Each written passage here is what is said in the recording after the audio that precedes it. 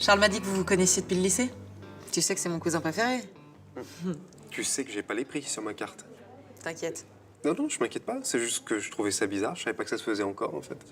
Profite.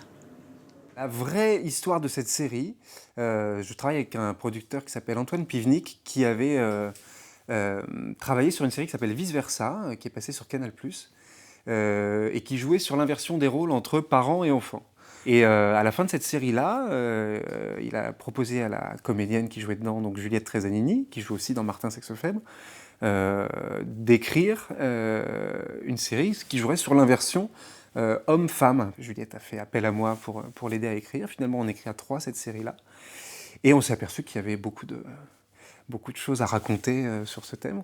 Donc ce qui est compliqué, c'est de gérer un message, un angle, et à côté de ne pas avoir l'air trop d'y toucher, de laisser de la place à la comédie de se développer, aux comédiens de jouer une partition autre qu'asséner. Je suis désolé, je suis complètement à la bourre, mais en fait, ça fait 10 minutes que je cherche les revues de presse pour vous faire les photocopies et je les ai pas trouvées. Il y a quelqu'un qui a dû les prendre sur mon bureau ou je sais pas, normalement elles sont là. Et je sais pas, elles sont pas là. D'habitude, c'est moi qui vous fais les photocopies. Martin, tout va bien, calmez-vous. Hein. En fait, Alice s'en est chargée.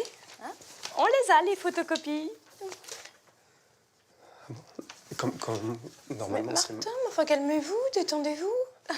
Quand on parle de racisme, quand un pote noir vient vous dire « Non mais moi, c'est ça, c'est tous les jours. » Et c'est ça, je le vis, mais c'est du matin au soir, à partir du moment où je suis hors de chez moi, c'est ce regard-là que j'ai. C'est difficile de se mettre à la place d'eux. Et là, on parle d'une minorité qui représente 50% de la population, voire un peu plus, donc de la moitié de la population qui vit des choses qui, nous, en tant que mecs, c'est difficile à nous faire parvenir.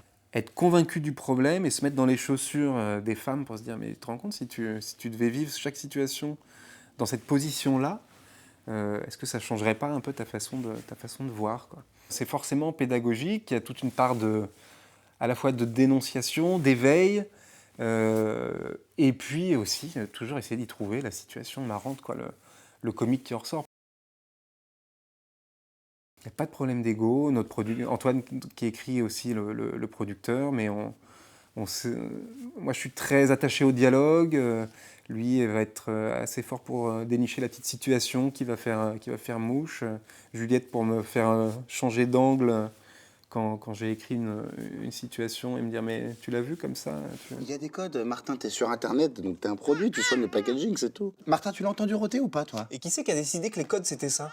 Écoute, détends-toi un peu. Prends-le comme un jeu. Il y a plein de petits trucs à piger pour plaire. D'ailleurs, t'as complètement merdé avec ma cousine. Bah, excuse-moi, c'est pas une grande perte. Hein. Est-ce que tu sais comment ça fonctionne, une femme? Faut lui donner le sentiment qu'elle a le pouvoir. Il faut être un peu soumis, il faut rire à leurs blagues. Il faut leur laisser croire qu'elles ont un peu le dessus. Sinon, tu les fais flipper.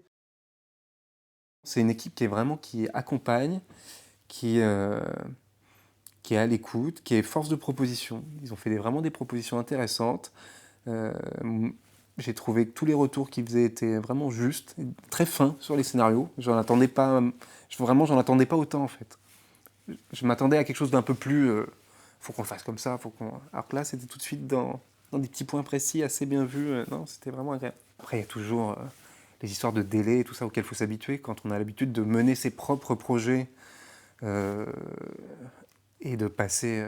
c'est ça, à chaque fois que j'écrivais des trucs, ensuite j'appelais des copains pour les tourner. Et on pouvait boucler un court-métrage en 2 semaines. C'était fini, on en arrivait au montage et à la finalisation. Là, forcément, il y a des délais.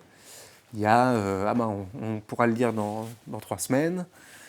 Puis finalement, un tel n'était pas là, donc c'est dans 2 mois que vous aurez la réponse. Bon. Et voilà. Il a pensé aux touillettes. Autre chose? Très bien. N'hésitez pas. Martin? Oui? Non, rien. Très bien.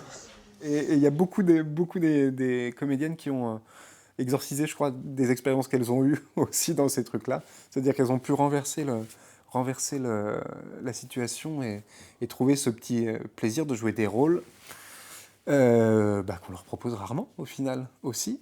Il y a cette problématique-là, c'est qu'à l'écriture, on a Juliette Trezzanini, qui est une comédienne comme moi, qui a exactement le même background, et et qui, en tant que comédienne aussi, est confrontée à ça, c'est-à-dire à avoir à ce qu'on lui propose des rôles qui soient un peu toujours les mêmes, qui soient un peu dans les stéréotypes, qui soient toujours en mineur par rapport à un personnage masculin, qui soit...